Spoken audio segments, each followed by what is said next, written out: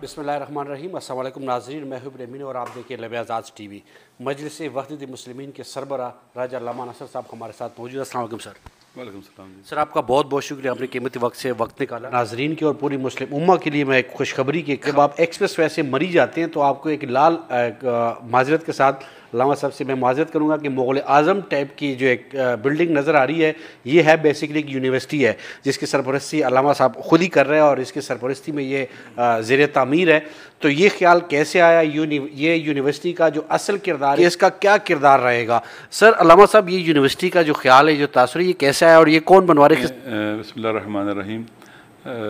ये जो है यूनिवर्सिटी जो बन रही है, इसकी एक पहली बिल्डिंग है, ये बन रही है। इसके अंदर हम स्कूल ऑफ मॉडर्न लैंग्वेजेस बनाएंगे, school of history and sociology बनाएंगे, स्कूल ऑफ शरिया एंड लॉ बनाएंगे, school of political science and international relations बनाएंगे, स्कूल ऑफ इकोनॉमिक्स होगा, excellence centre for physics and philosophy of science होगा, different होंगे इंशाल्लाह। एक इंस्टीट्यूट होगा आईटी का पूरा, इमर्जिंग साइंसेस का भी। तो तर्ज तामीर का नक्शा सर आप लोगों ने खुद डिज़ाइन किया था? ये ज़रा बड़ा मज़े की एक दिलचस्प खुदाई है। एक अच्छे आर्किटेक्ट हैं अली अकबर साहब नातिक, जो बना रहे हैं इसको, और ये उनकी तख्लीक है, जो बहुत ही बड़े राइटर भी हैं और तख्लीकार भी हैं। तो ये उनकी तख्लीक है। इंशाअल्लाह ये पाकिस्तान के अंदर एक ऐसी इल्मी मादर इल्मी बनेगी जहाँ से वतन से मोहब्बत की, दीन से मोहब्बत की, उम्मत से मोहब्बत की और इंसानियत से मोहब्बत की तालीमात दी जाएंगी, और पाकिस्तान के अंदर भाईचारे को फ़रोग़ देगी, इल्म को फ़रोग़ देगी। हम इल्मी तरक्की करेंगे, हमारा इल्मी मेयार और मकाम बढ़ेगा इंशाअल्लाह।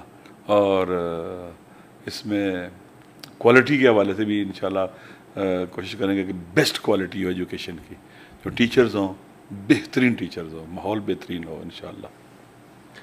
तर्ज तामीर बड़ा एक निराला, और अलीगढ़ यूनिवर्सिटी आप कह लें या आप मुग़ल आज़म के दौर के। मैं बिल्डिंगों को इतना जानता नहीं हूँ, मेरे इतने मालूमात नहीं है। मैंने विज़िट किया सर, मैं ऊपर भी गया और मेरे कोई ख़ास इतना नहीं है, लेकिन खूबसूरत लगती है बहुत ज़्यादा।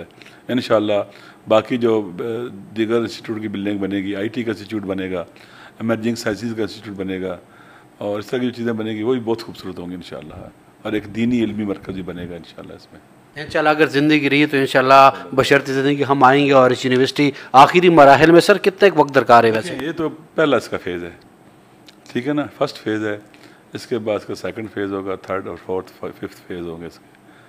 तो ये देखिए ना, मैंने जैसे इसके डिफरेंट, इसके IT इंस्टीट्यूट बनना है बहुत बड़ा, इमर्जिंग साइंसेस का इंस्टीट्यूट बनना है, एक हॉस्पिटल बनना है, अच्छा बड़ा अस्पताल है, और सोशल साइंसेस का पूरे का पूरा एक क्या कहते हैं एजुकेशनल कम्प्लेक्स होगा।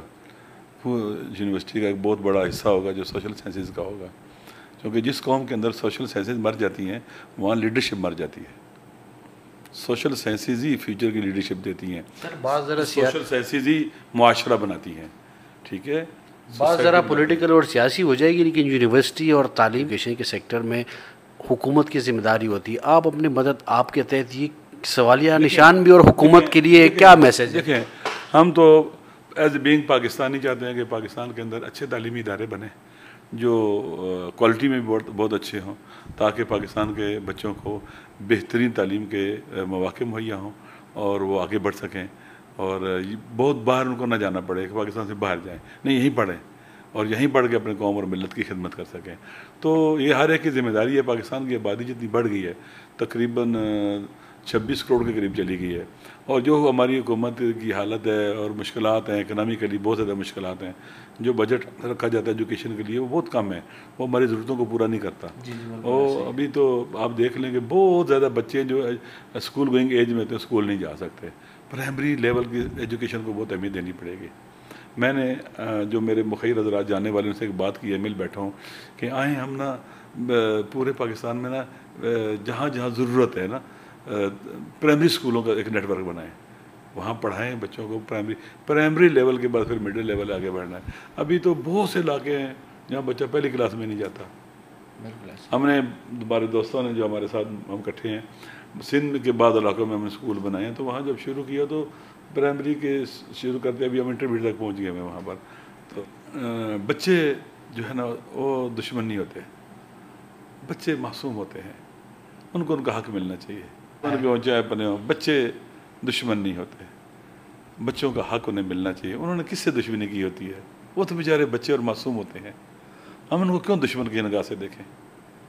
میں بعض اوقات یہ جو بم بلاسٹ ہوتے ہیں مساجد میں، امام بارگاہوں میں، دیکھتا ہوں نا معصوم بچہ 7 سال کا، 8 سال کا، 6 سال کا شہید ہوا ہے، مسجد نماز پڑھنے گیا تھا، جمعہ پڑھنے گیا تھا، اور جنازہ اس کا اکلوتا مام کا باپ کا بچہ ہے. خدا گواہ دل خون ہو جاتا ہے. یعنی انسان اس قدر درندہ ہو جاتا ہے کہ چھوٹے چھوٹے معصوم بچوں پر بھی رحم نہیں کھاتا. بچے ہمارے بچے ہیں، بچے معصوم ہیں، وہ دشمن کے بچے نہیں ہیں، وہ معصوم بچے ہیں. ان کے ساتھ ہیومن رویہ اپنانا چاہیے، انسانی رویہ اپنانا چاہیے، ان کا خیال رکھنا چاہیے. ہم تو مولا علی علیہ السلام کے ماننے والے ہیں، جو اپنے قاتل کو بھی شربت پلاتے ہیں، کہتے ہیں اس کی رسیاں ڈھیلی کر دو، یہ گھبرایا ہوا ہے، اس کو ان کو شربت دیا جاتا ہے، کہتے ہیں اس کو پلا دیں. انسانی جو انسان کے جو ہیومن رائٹس ہیں نا، انسان حقوق ہیں نا، ان کا خیال رکھنا چاہیے. دشمن کے بھی جو ہیومن رائٹس ہیں ان کا خیال رکھنا چاہیے. درست یہ حق بالآخر قاتل کے بھی حقوق ہوتے ہیں، بالآخر اس جیل میں رکھنا ہے، اس کے بھی کوئی رائٹس ہیں، ملنے چاہیے. دیکھیں اگر ہم اس طرح سے یہ رویہ اپنائیں گے نا تو انسانی معاشرہ انسانی بنے گا، ٹھیک ہے نا، محبت رواج پائے گی، بیلنس ہو جائے گا، متوازن ہو جائے گا. ان بیلنس جب ہو جاتا ہے بحران جنم لیتے ہیں. تو ہم انسان اگر بن جائے نا بہت بڑی بات ہے. ہمیں انسان بننا چاہیے، انسانی رویے اپنانے چاہیے. ایک ہندو کا بچہ بھی کیوں ان پڑھ رہے، کیوں ان پڑھ رہے؟ وہ معصوم بچہ وہ دنیا میں آئے اور جہل مار کے چلا جائے. کیوں؟ اسلامی تعلیمات کے اور اس دور میں مثالیں ہمارے سامنے کہتا ہے، یہ کہتا ہے ایک ہندو کا، ایک عیسائی کا ایک بچہ کیوں ان پڑھ رہے؟ غریب کا بچہ دنیا میں آئے گا جہل مار کے چلا جائے گا. اس لیے اسے اللہ نے دنیا میں بھیجا تھا. یہ ہماری ڈیوٹی اور ذمہ داری ہے. اختلافات اپنی جگہ پر ہوگے، سب کچھ اپنی جگہ پر ہوگا، لیکن پاکستان کے اندر علم پھیلانے کی تحریک چلنی چاہیے. نور علم اور چراغ علم جلانے چاہیے.